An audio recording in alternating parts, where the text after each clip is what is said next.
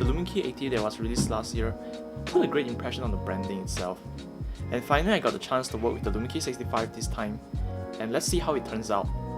Carrying case is definitely smaller this time. Comparing to the Luminkey 80, the handle feels better.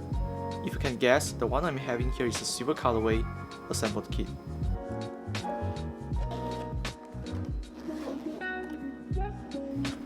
Opening the case, it has overall a sweet feeling, no more net, just a Velcro tie with a flap to keep all the accessories by the way. The accessories are standard, with additional keycaps, but this time, matte keycaps. Really excited for this one to be honest. And finally the board. Unlike the Luminkey 80 that comes pre-installed with black keycaps, this one definitely has a more vibrant tone to it. Luminkey 65, yes, 65% with an overall compact build. The side profile and back profile don't seem to have much changes, still pretty slick in my opinion. 4 colorways this time, with annual rate being introduced in this series. I'm not going to cover all the specs of the board this time, whatever is on the Luminkey 80, just pasted on this one, with a smaller scale. Tri-mode, gasket mount, the standard stuffs as always. Do check out the Luminkey 80 review if you haven't watched that one. Anyway, still some things I have to point out. The keycap is PVD double shot I believe, not sure about you, but I feel like the fonts are stretched very slightly.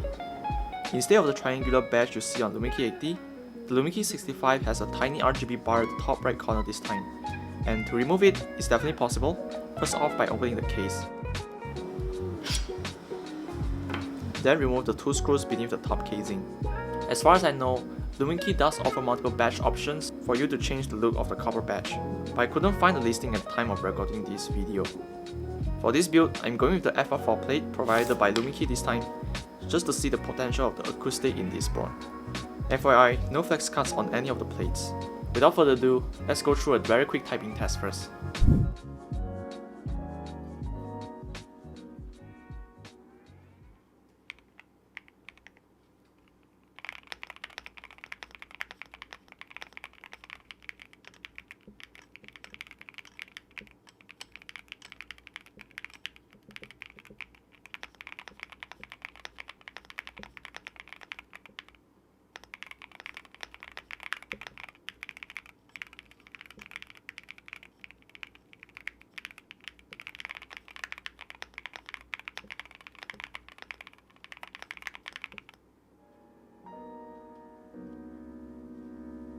I clearly made a mistake here. The FR4 plate only supports PCB mount steps, and PC plate on the other hand supports plate mounted steps only. So please don't be like me, going the hard way to learn this.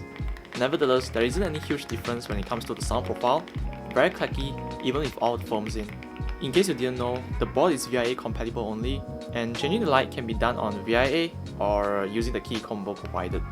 Throughout the build, there are definitely some subtle parts that are slightly different as compared to the Luminkey 80. First off, the bottom casing only covers the top and bottom bezels. Copper weight tone differs very slightly, with different engraved shape as well. The side profile on the Luminkey 80 has very sharp edges, unlike the 65 having some slight curves added to it. Stabilizers are plate mounted this time. Some people, including me, still prefer PCB mount steps on their PCB. And yes, it supports it as well. Speaking of plates, the silicone gaskets on the Luminkey 65 sits on the plate and has like tapo pin structure, unlike the gasket socks on the 80. Anyways, softness is still present on both boards, with Luminkey 80 being slightly softer, and I still prefer the implementation on the 80, especially on the steps itself. Don't get me wrong, the steps on this unit is still solid, no rattling issues as far as I can tell. For a compact board, it's been a while since I last had it. Probably the last time I reviewed is the Tofu, and I really do miss the lighter weight it gives with the minimal desk space it takes. Luminkey 65, I honestly have nothing bad to say about it. The inclusion of Mac keys alone means a lot to me, and I really appreciate their efforts in improving each model. If you are looking for a clacky sound profile on your next board, this is something that you can really consider. 180 for the pre-built and 140 for the barebone. Price point definitely sits between high-end range, and yeah, it really depends on how much you're willing to afford for a compact board like this. Anyways, all I can say is that this board works very well straight off the box, at least for the pre-built one. That pretty much marks the end. If you have any questions, feel free to comment down below, sub if you haven't, and I'll see you on the next one.